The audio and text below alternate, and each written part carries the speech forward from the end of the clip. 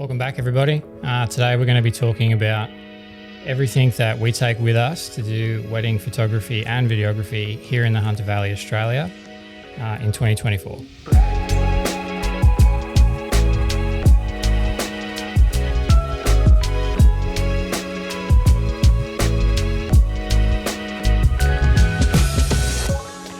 Every video, and I feel like such a YouTuber, but coffee is absolutely essential for this. If you know, you know. Welcome back, everybody. Today we're going to be talking about everything that we take with us to do wedding photography and videography here in the Hunter Valley, Australia in 2024. This is mainly geared towards wedding photography. I could do one about videography. If you're interested, let me know below, and that might be the next one that I make. But this one is geared more towards wedding photography because there is slightly fair bit less gear that we have to take with us when we do shoot wedding photography, as opposed to wedding videography, like lights, all the fruit, lenses, multiple bodies. And I'm going to go through the two bags, camera bags that we do take with us when we shoot this stuff. Now, I'm going to talk about the bags at the end of the video because I think it actually makes more sense if I show you everything that we take with us, and then at the end I'll show you the bags that we use and how we load them out and how they best work for us. All right, let's get into it. So first cab off the rank, we're going to talk about the camera bodies themselves that we take with us to shoot wedding photography. We do take a few with us now, mainly for redundancy, so we'll have a couple of backups. And between me and Caitlin, we always second shoot each other to make sure that we get as many angles as possible. It's not the best for file storage, I'll admit that, but it's a better result in the end when you have two photographers at every single wedding with different focal lengths. So what we shoot on, our main drivers are the Canon EOSR 5. We have two of these. So we use these for both photo and video, and they're absolutely amazing. We highly rate these. We did wait for the R5 Mark II, and to be honest, we didn't really see a huge improvement. I know there are, and I've had some conversation with you guys around that, and I do agree that it is improved. It's what you'd expect from a Mark II, but for the price, you literally cannot go past the R5. Yeah, so the R5 is a high megapixel. It's floating around, I think 45 megapixel off the top of my head. So it's unmatched for us in our lineup. I'll show you in a minute, for the ability to crop in post. That's really why you'd be chasing high megapixel, I feel, because the R6, which I'll go through in a minute, is 20 megapixel, amazing camera, but you are limited with the crop, whereas you don't have that problem with the R5. When we first got it, it did overheat a lot, like all the time. More so in video, but we did have it overheat a couple times in photo. But they have introduced firmware a while ago, fair while ago, to allow you to adjust the threshold when it for when it alerts and tells you that it's going to overheat. So you can set it at normal, and then you can set it to high threshold, so it won't let you know until it's like critical. And I feel like ever since we did that, we haven't really had many problems. It does, not going to lie, I have had it overheat for video, but that's 4K 50 frames on like a 40-degree day here in Australia out in the sun. Like any camera would struggle with that. But yeah, some other cons. The IBIS in this thing is a bit sketch, particularly when you pair it with, like, say, the 15 to 35. You're going to get some gnarly wobble if you do that. But yeah, for the price right now, I think we picked the second R5 up recently, and we got it for like 4,600 off the top of my head, AUD. So they're absolute steal at the moment, really, for what you're getting. Highly recommend these. These are our main drivers, and they will be for some time to come. Next camera. The next camera is the EOS R6. We have had this since it launched, and we have had some good times and some bad times with it. For the last probably 2 years, it has been probably one of our main video cameras. So the oversampled 4K in this is really, really good. Like, I won't take anything away from it. But ever since the R5 got fixed with the firmware to help with the overheating, I feel like the R6 has gone downhill. I don't know if that's intentional, probably not, but it does overheat way too much in photo and video. This is the Mark I. I believe they have fixed a lot of these problems with the Mark II. So you can pick that up, but it is 20 megapixel, so it is a bit limiting, but also not. It's just the ability to crop and your print in post would be hindered slightly. But other than that, this camera is pretty much identical to the R5 in the way that it functions and operates, and we don't really have any problems with it. Would highly recommend this as well. This is our sort of B cam. So Kate will have an R5 on one hip, that's her main, and an R6 for a backup. And then I'll have an R5 and the next camera. Next is the good old fashioned EOSR. Yeah, so we picked this up back in 2018, 2019 when they launched. This was Canon's first mirrorless camera, like full frame. And I believe it's the same sensor that's in the 5D Mark IV. It's just over 30 megapixel, and this camera is underrated. Everybody kind of wrote it off because it only has one SD card slot, but honest to God, we literally have no problems with it. We are constantly swapping these cards out every section of the day and backing them up. So we don't really, yeah, 2 memory cards is amazing with the R5 and the R6, but it's not, I wouldn't say it's something that you need straight off the bat. But yeah, mainly now these act as B and C cams. So when I'm shooting, say, a ceremony or a speeches package, I'll have these locked off on tripods, shooting one way or the other. So one will be on the speaker, and the other will be on the reaction shot.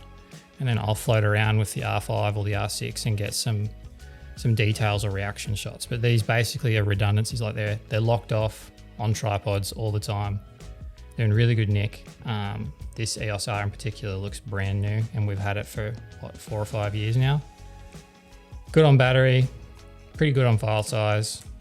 Would highly recommend. If you were just starting out, this camera would not disappoint. Next would be our film cameras. This one here is the Olympus OM10. We have used this extensively. We took it overseas with us recently to Paris, and it hasn't missed a beat. It's absolutely immaculate, and we love shooting on film. Basically, if you've been checking out my channel, you'll know that that's all I talk about. Mainly we use my favorite film stocks at the moment are Fuji 200 and Portra 400.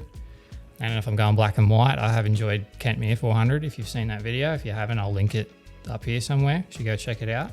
But this is our main driver for film. We also have a Canon SureShot, which is just a point and shoot camera. I think it's 38 to 105 zoom, 35mm film camera. Then that is amazing. That's been around the world with us as well, and I highly recommend that as well, because I will load film into that and kind of just have it in my back pocket. And when something happens in front of me and I want to catch it on film, it's way easier to get that with the point and shoot than it is with the Olympus. I'm sure if you're another wedding photographer, manually focusing a film camera is not the easiest, quickest thing to do. So to have a point and shoot in your pocket is literally invaluable. Okay, next up, we're going to be talking about all the lenses that we take with this. Again, I'm specifically talking about wedding photography because when we shoot wedding videography, it's quite different, and we take a lot more glass with us than we would for wedding photography. So to kick it off, this is the Canon 24-70. This basically never leaves my camera. It's an all-round lens. Obviously 24 is the wide, so you can get landscapes inside rooms or churches, as well as 70, so you can get up close, tight, do some detail shots. Like, this lens is an all-rounder, and I highly, highly recommend it. It is image stabilized, and we do have to sticky tape over that switch because if you turn it off, you will get a fair bit of wobble. But yeah, it's fast, f2.8. Highly recommend this lens. It literally never leaves my camera, and it's invaluable for wedding receptions as well, because you need that extra f2.8. If you're not on a prime that can go below that, it's highly recommend. Next is the RF 15-35. Now, I'll be honest, we hardly ever use this lens. This lens pretty much only gets busted out if we're inside of, say, like a big church or a cathedral, and we want to capture the whole environment that we're in, or there's a humongous family photo that needs to get taken, and we can't get it with the 24, but that's like an extreme situation, and we never really do that. And for video, I don't really rate it either with the R5 and R6, because the IBIS mixed with this stabilization in this lens is just no good. Like anything outside 24mm, and you get these aggressive wobbles that you just cannot fix in post. So for that reason, this lens doesn't really get used. Yep, that being said though, it is a really good travel lens, even though it's humongous. Yeah, so that's that lens. Next is arguably one of our best lenses. This is the RF 70-200 f2.8. This lens is literally my favorite lens that I own. Like I use this all the time and it has traveled everywhere with me since I purchased it. Pretty much when this got released, I bought it. And I'll tell you why, because we have two of these. So that is the RF 70-200 and that's the Sigma 70-200. Now the reason that we have two of them is because we do video as well. We don't take both of these with us to shoot wedding photography, but when we shoot wedding videography, this Sigma and this Canon one will be on our, like I said before, on our EOSRs, shooting across section. So you'll get reaction and your talent. So you get both of those, like bride, groom, or speaker and bride and groom sitting in a chair. But the form factor is literally why we purchased the RF 70-200. Like the size difference and the weight difference is literally invaluable. We traveled to Tasmania with the Sigma and I climbed up Cradle Mountain with this and a few other bits and pieces in my camera bag, and it was torturous, man. This thing weighs a ton, but this has come with us twice to Europe now. Fits in your bag, no dramas whatsoever. You just take the lens hood off and the tripod mount, and that's what you're dealing with. It's literally kind of the same size as a 24-105, maybe a little bit bigger, and that fits in your bag perfectly. Like I would highly recommend this. This was twice the cost, twice the expense of this. I could have got two of these for the cost of one of these, but that's it. That's why it's worth it. The form factor, highly recommend. I use this mainly for compression. So I'll bring this out for photo shoots and get them to walk down a straight road or far away from me, and I'll pull the background towards them with the 70-200. Definitely one of our favorite lenses. We use that at every single wedding for both photo and video. So like as soon as say like the ceremony's over, that comes straight off the tripod and that will be my backup. So if I'm shooting video, I'll have the 24-70 on my R5, and then I'll have that on the R6 on my harness on the other side. So I'm basically covered from 24 to 200. Happy days. Next is a lens, I'll be honest, we very rarely use. This is the RF 35mm f1.8. Now we literally never use this lens, I'll be honest, but the reason I'm talking about it is because of the form factor. It's so small, you can just chuck it in basically any hidden nook or leftover nook in your bag and know that you have a backup 35mm that you can use at any given moment. It's really good for receptions if it's in a low light situation and you need to get under f2.8, you can use this. There's absolutely nothing wrong with it. I just find the drive mode is a bit gnarly in it when it tries to autofocus, being a macro lens. But other than that, it is good for the value. I think it's pretty cheap. I think we paid, off the top of my head, like $500, $600 for this. And we mainly bought this back when we bought the EOSR, and this was all that Canon had. I think they've only just released like a L series 35mm I think it's f1.4, correct me if I'm wrong, and we'll be picking that up. Next is the RF 24-105. Seriously misunderstood creature, Harry. This lens is the kit lens that came with our EOSR way back in the day, and it has been absolutely everywhere with us. It is flogged, absolutely flogged. You know, like when you extend a zoom lens and it starts to get that bit of a chatter in it, and you're like, yeah, that lens is cooked. It's done. That's what this is. But we bring it with us everywhere we go because we'll use it mainly for, say, ceremonies, because you'll get an extra throw. You're going, instead of stopping at 70, you can go through to 105. So you can get, you know, them putting rings on, first kiss, you can zoom in and get people reacting in the crowd. It's really good for that stuff, but it's quite limiting. Obviously, it's f4 all the way through. So it's not the best in a low light situation like a reception where you'd want the 24-70, but it still is an amazing lens. If you're just starting out 100%. I know this lens cops a bit of heat every now and then. I've seen a few people like pretend to like kick it across paddocks and stuff because it's just a dud, but I rate it. If you had the f2.8 version of this that I think they just released, like if you can fork out the $5,000 for it, you'd be absolutely winning. But this is in no means a sacrifice.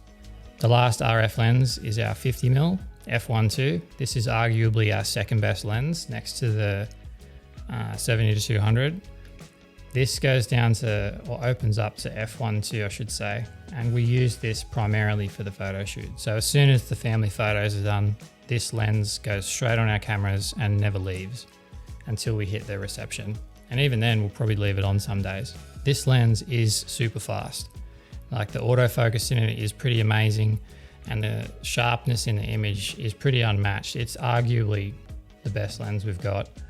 A few things about this lens, pros, would be it's amazing for portraits. It's tack sharp. It can open up to f1.2, so you can use it in low light situations if you need to. What else? But some cons, it's heavy as. I think it weighs like over a kilo, just the lens. So to have that on the front of your camera for hours on end does get a bit heavy, or even just swinging on your harness. Sound like a whinging photographer, but I'm sure people can relate.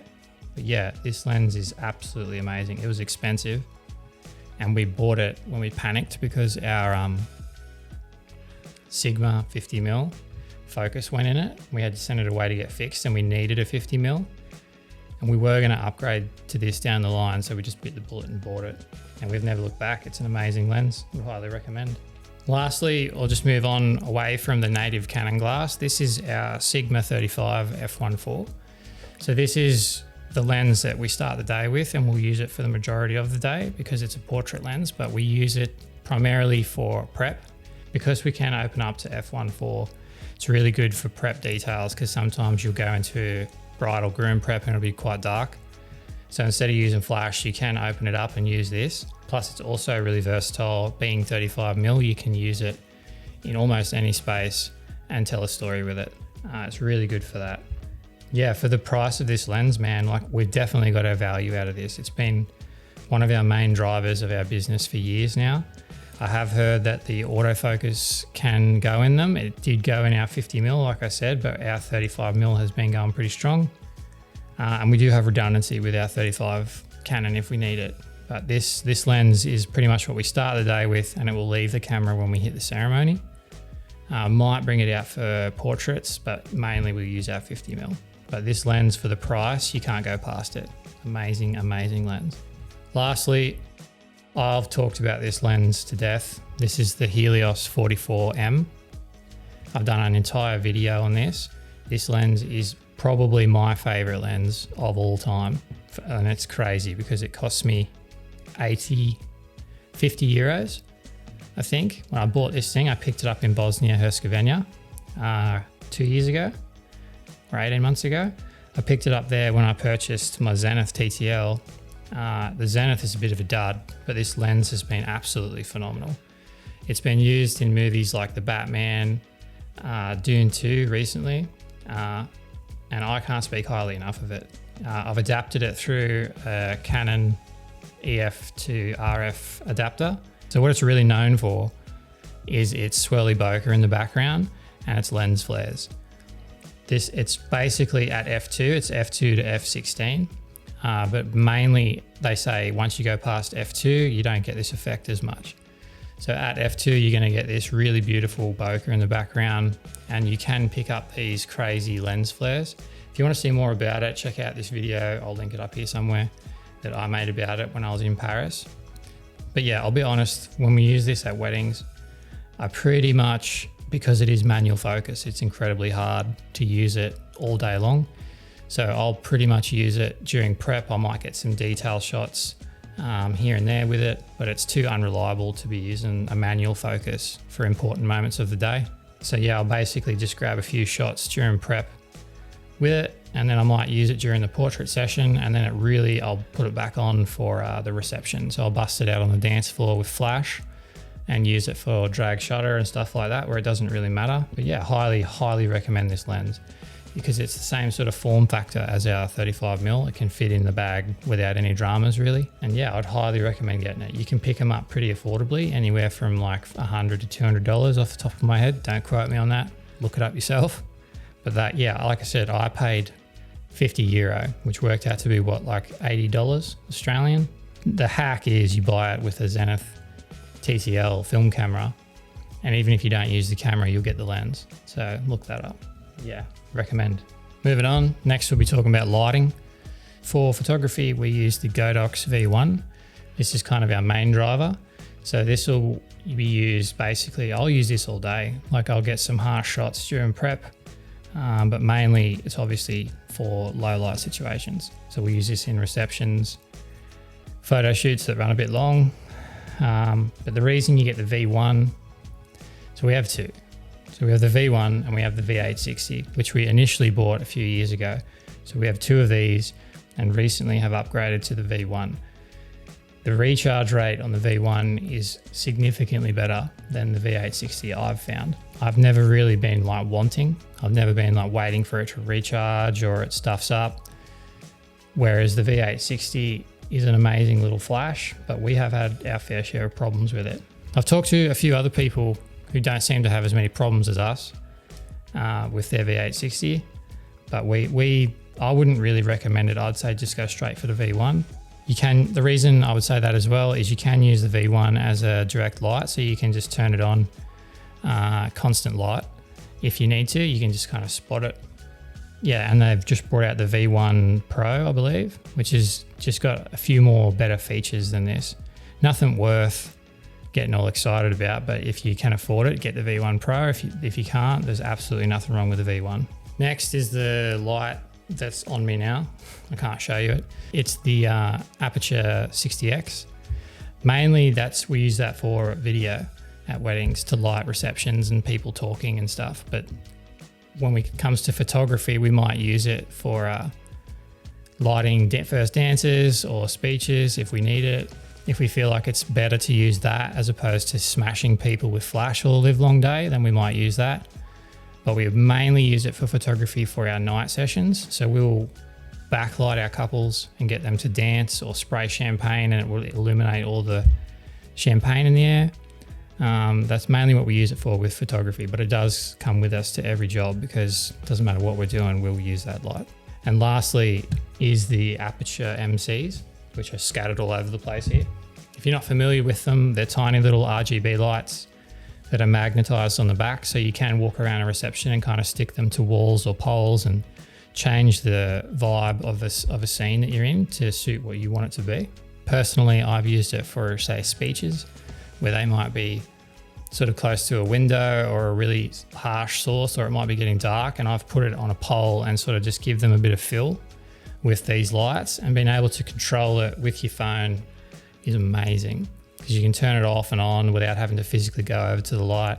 And we use them for sparkler exits, because if you're using flash for a sparkler exit, it can dim the bloom and the halation, I guess, on the sparklers themselves. So if you chuck like, say, a Tiffin Pro Mist and just use constant lighting, you're going to get a much more natural looking image than trying to smash them with your flash. So that's what we use them for. They're mainly for video, but we do use them for photography quite a bit. Next, we're going to move on to the kind of miscellaneous things that we put in our bags. So if you're not familiar with them, these are the Low Pro, I believe they're called Gear Up bags off the top of my head. They're pretty old. I actually don't even know if they make these anymore, which is crazy because they're absolutely essential in our bag. So we have two of these, one for battery and one for audio. Obviously for photography, we pretty much only take the battery one. But in the audio one, we'll have, the F3, the H1, the H4n, and we'll have all the cables and the wind muffs and everything, and that's all in one of these. This one is batteries. So in this bag, we'll have 8 fully charged batteries for our cameras. It's slightly overkill, but that's because we're set up for photo and video, so I'll definitely use all these for video. But it's good to have them there for photography and not really have to worry about charging batteries all day long. And then Canon charger and a Godox charger just in case. So we have all that set up in there. And yeah, we have that in our bag, ready to go, fully labeled. So if we're working with second shooters or even me and Kate and we open the bag, we know exactly which bag to pick up and we know what's in there. And yeah, so these, highly recommend these. Like I said, I'm not sure if they make them anymore, but if they do, get on them. And I'll show you why when we get to the bag. Next is a dual camera harness. Surely you've seen these everywhere, wedding photographers wearing them. I get a lot of weird compliments about them because it is kind of, yeah, a weird look, but it's absolutely essential. For a couple of years there, I was just using like my lucky straps, like a single strap, or the Canon strap that it comes with is completely useless. It only goes to about here. But yeah, when you're using those all day long and you're wearing it on one side, you do get quite a bit of strain in your neck. Like I never used to complain about this stuff, but when you've got a 1 to 2 kilo camera swinging off your neck for 12 hours straight, it does kind of get to you. So these are absolutely essential. This is from RL Handcrafts. Like you don't have to get this one. Like you can look up whatever you want, get whichever brand you want. I think Holdfast make really good ones, but just grab one. It'll save you back. Next is just a few little accessories we use. So we'll have, you know, ND filters, prisms, Tiffin Black Pro Mist. If you're not familiar with them, you need to be. They are phenomenal. Like it basically, the Tiffin Black Pro Mist will never leave my camera.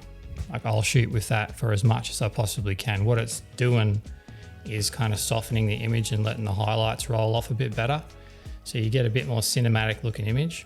It's not good all day long. If you use it in really bright conditions, it can sort of suck the color out of your image and you have to put it back in, but it'll never quite look the same.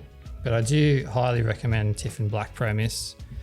The VND and the prisms, look, we never really use them.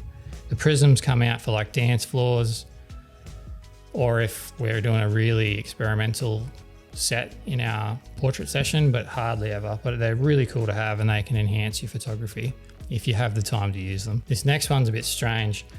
I can't show you because it's lighting some of this scene right now, but I use an EcoFlow River, which is a portable power station. Now it's got two 240 volt outlets and 4 USB-Cs. You can charge it on your car or on the wall. It's got a light, not that you really need that. But yeah, we bought this back in 2020 to sort of run our van. Our van's kitted fully out to take us anywhere in Australia to shoot weddings. And so I had that in there to sort of charge our gear and keep us going. But it's proved absolutely invaluable because I've used it to power, Bose speakers for ceremonies and receptions. I've used it to power lights at the reception.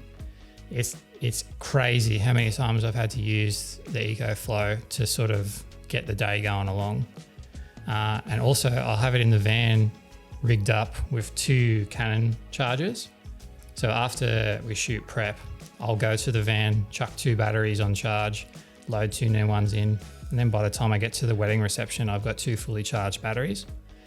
It's not essential for photography, but it is for video, because by the time I get there to the reception, I'm looking for batteries, especially with the R5 in 4K all day. Like you're going to be chewing through some batteries.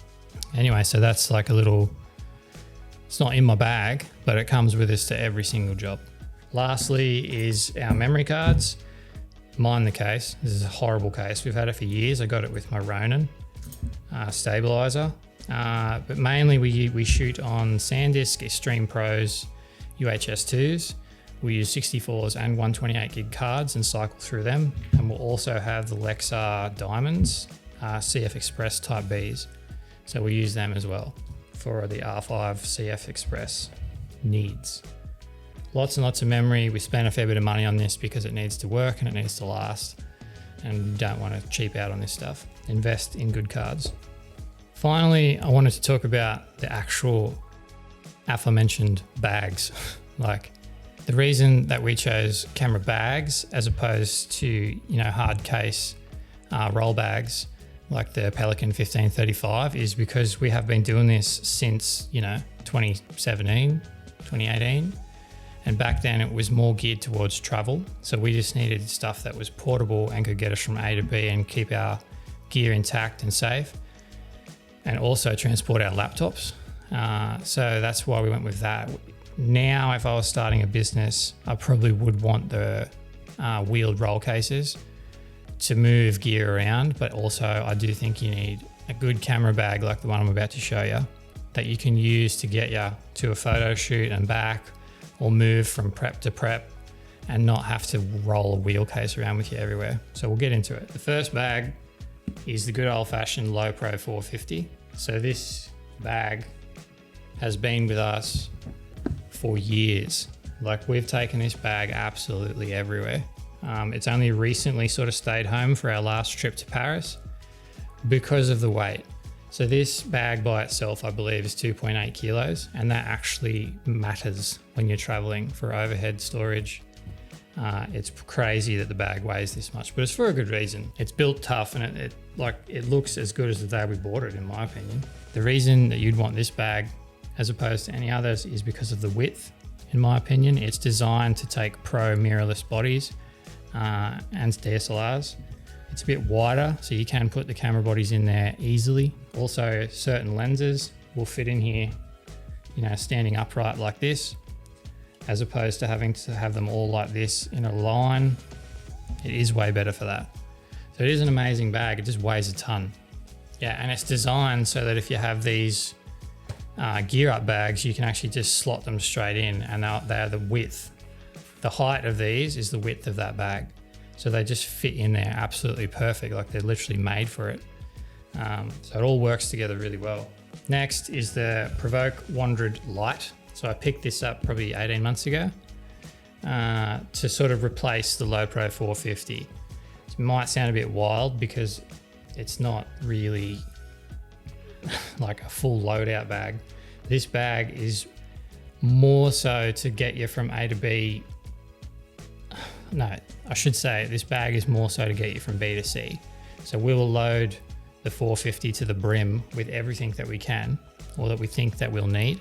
And then this bag gets loaded out with like our camera bodies, a few lenses, some filters, rolls of film, batteries, stuff that we're going to need. So we'll load all that little stuff into here, and then when we're moving from prep to prep, we'll just take this bag with us.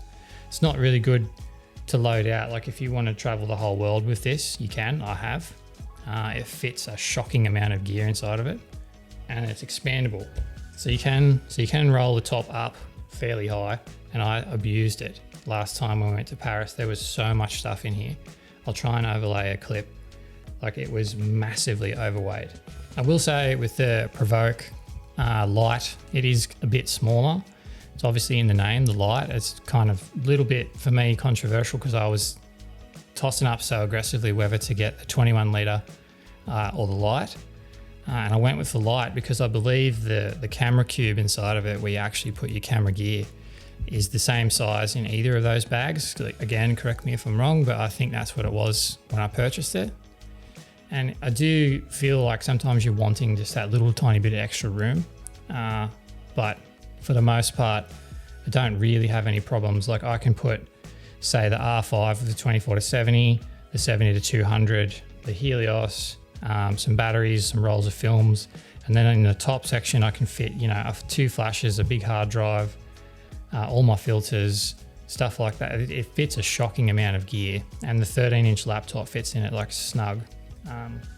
So yeah, I don't really have that many complaints with the Provoke, and I would recommend it as a good travel bag. If I had my time again, I probably would get the bigger one, the 21 litre, but that's neither here nor there.